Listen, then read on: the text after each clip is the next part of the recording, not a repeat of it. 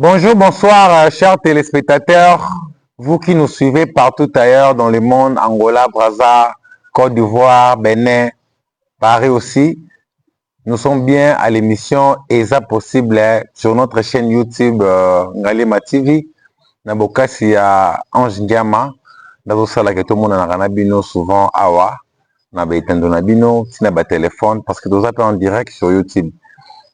Nasepeli koyamba bino lelo naza na invité mo pour na bino en tout cas. Le mato yamba invité na biso ya émission lelo prophète Arvin Komo. Bonsoir prophète. Bonsoir. Comment vous allez prophète? Très bien et vous? En tout cas ça va très bien prophète. Je rends grâce à Dieu, merci. En tout cas vous pouvez prendre place. Merci beaucoup. Lelo resoleza mo mingi boni bamboteje ki sasa et déranger mo mukia. En tout cas je suis vraiment très content parce que Nzambe soka décidé à ça nous likambo ça nous likambo ataba obstacle zani soka décidé à ça na ça na malgré ba embouteillage zalaki mingi mais le Seigneur nous a fait quand même grâce na kiti na mutuka na lobité na oya na mutuka te parce que nziliza ko kangama na bando ya makulu parce que j'avais compris que non le temps. Merci beaucoup prophète. En tout cas tuyambi on esengo na chaîne na biso NG TV na bokasi ya Ange Ndiama na équipe na mobimba ndenge osala ke tout le monde na lisusu. Prophète en tout cas soki na bengi si lisusu lelo awa eza parce que bato o balandaki émission na yo o tournaki dernièrement bazalaki très satisfait. Bakomelinga vraiment en tout cas donc célèbre ce prophète parce que azana maloba. Aza moto nzamba pesi maloba. Je rends grâce à Dieu, je bénis le Seigneur, mais avant tout d'abord, moi j'ai toujours tendance de dire que prions d'abord le Seigneur, tout nous amener avant tout parce que c'est grâce à Dieu que nous sommes encore là. Éternel mon Dieu, Seigneur Dieu de grâce, je te rends gloire et je te rends grâce car je sais que tu as exaucé ma prière. Seigneur, je recommande ces moments entre tes saintes mains, sois au contrôle de cette conversation, de cet message qui va se passer dans ce moment, Seigneur. Utilise-moi que comme un simple instrument d'où par laquelle tu passeras pour parler à ton peuple au nom puissant de Jésus. Amen. Amen, pasteur. En tout cas, BM Boutique, Marambango yango ebandi FBI Soda Poto, Marambango yango ebandi pasteur. Lelo nayebi kozala ba message ebele oyo oyeli biso mais soki toko retenir mingi bato bakomelaki nga mingi na bacommentaire na biso na ba YouTube na ba TikTok na ba réseaux sociaux nyonso bakomaki kaka concernant la discipline, la consistance mélangée ensemble avec la prière, et c'est ça qui compte vraiment. Ezaki message moko ezaki passé lelo oyo pasteur oyeli biso nini peuple dédié aux Zolanda partout, Angola, Brazzaville, Paris, Bruxelles, Dubaï. Oui, il y a ce message de pasteur dans l'émission à Lelo. J'ai béni le Seigneur. En tout cas, na évité Nzamba Ebi. Moi, je vais parler de la part du Seigneur. Pendant que j'étais chez moi à la maison, en train de méditer la parole du Seigneur, le Seigneur m'a dit, l'Esprit a parlé à mon esprit en me disant ceci. Tu vois aujourd'hui, makambo oyo kokende koloba de la part du Seigneur à mon peuple, il faut que ça va savoir parce que Nzamba ebisinga mon peuple périt par faute de manque de connaissance. Donc naye kopé sa connaissance. Connaissance na connaissance on a écopé, ça c'est la connaissance de la lumière et cette connaissance là c'est la parole de Dieu parce que dans le monde actuel vivre beaucoup de gens basant la connaissance il y a makambo oyo les kanakata mokili Nzamba ebisinga lobi na banda kota kitalatala na mita na kitalatala. En fait j'étais en train de me préparer pour venir ici. Mais pendant que j'étais en train de regarder sur le miroir, l'Esprit de Dieu a commencé à parler à mon esprit en me disant, aujourd'hui tu vas parler du reflet. Donc reflet ça, bateau, moi, le poté est compliqué. Reflet ça, image tout le monde a surtout les locaux, les vitres, tous les miroirs. Ils ont reflété l'image na yo. Oui, c'est ça. Donc, le Seigneur m'a parlé du miroir. Nzamba ebisinga lobi. Omoni batu ebele bazo kufa na se ya moi oyo eza na volonté na ngai te. Batu misusu bango moko bazo fungola ba porte d'entrée. Bazo permettre l'esprit malsain ekota na ba vie na bango. Comment? Vous savez, le Seigneur m'a parlé de trois choses. Nzamba ebisinga okolobela miroir, okolobela fenêtre et puis okolobela bilamba. Biloko wana misato. Miroir kitalatala. Fenêtre na bilamba otolataka. Na obanda nanu na miroir. Na ngepsa ndeko moko ozolanda biso siko na yo kopesa yo boyebi, na yo kopesa yo connaissance. Où est lié à la parole du Seigneur et qui peut dans la vie. Chers frères, chères sœurs, il est strictement interdit de regarder le miroir pendant la nuit. Oh. Attention, tu as beauté na fait moi boto la miroir te. Kokende feti ezali babengi yango. C'est comme une exhibition, c'est qu'on peut dire. Na ka oyo ke non, bozalaka na miroir na ndako.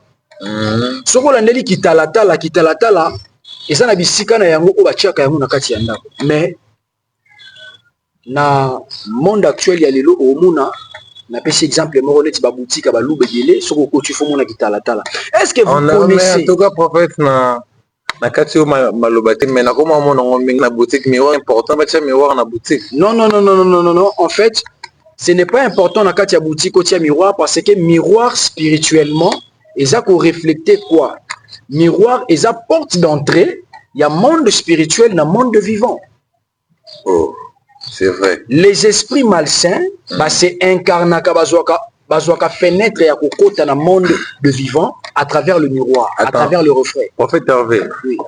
En tout cas, au soulevé, et l'homme est très important.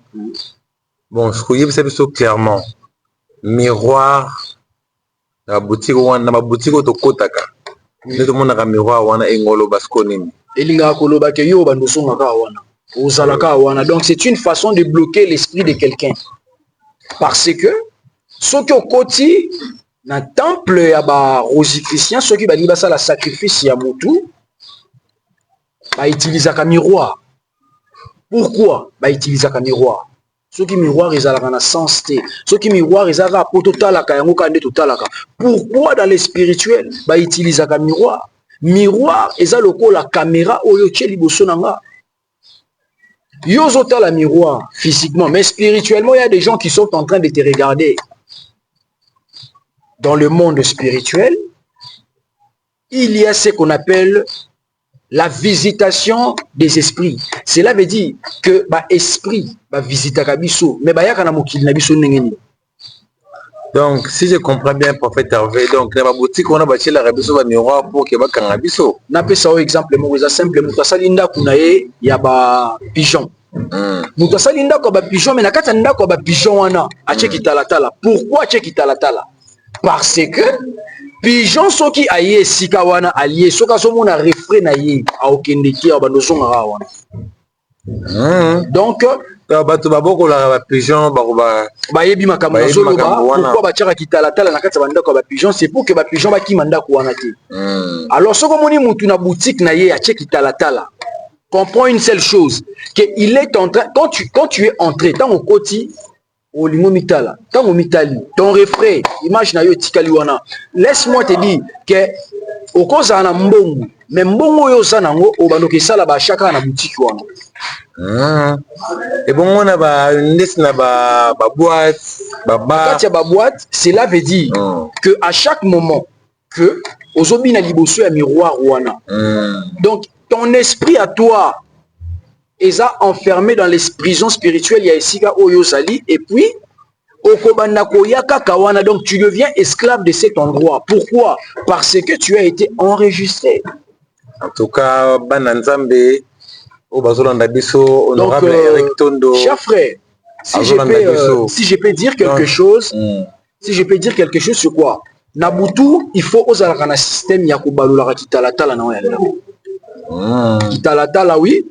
zwa kitalatala balola yango soko ozobima ozokende feti eza problème te okozwa kitalatala otali ose maquiller et tout et tu finis tu tournes ça donc c'est strictement interdit olala kitalatala eza ndenge ezalaka donc tu dois tourner ça il faut balola yango parce que soko ozobalola yango te s'il y a une visitation d'un esprit impur aokota na nzela kitalatala la nuit quand tu te réveilles ozomitala na kitalatala tu n'as nulle part où aller mais ozomitala na kitalatala laisse-moi te dire que le reflet ya elongi na yo ndenge ezo apparaître na miroir spirituellement makanisi na yo ezo kosala appel à certains esprits impurs.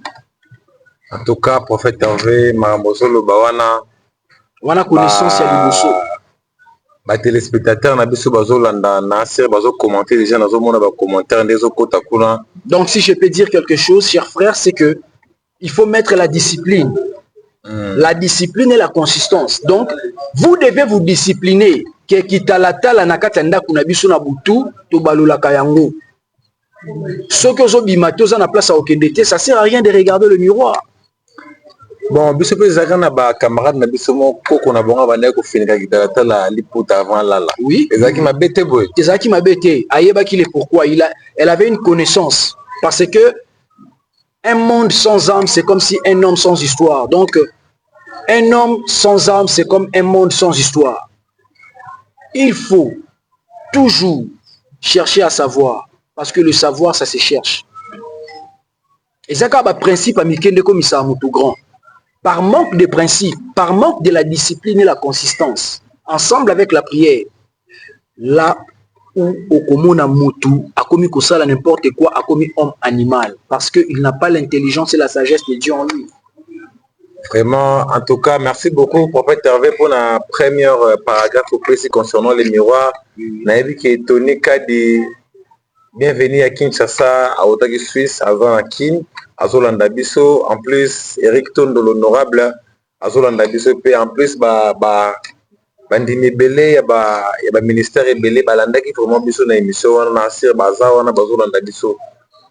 Au soleil qui les choses concernant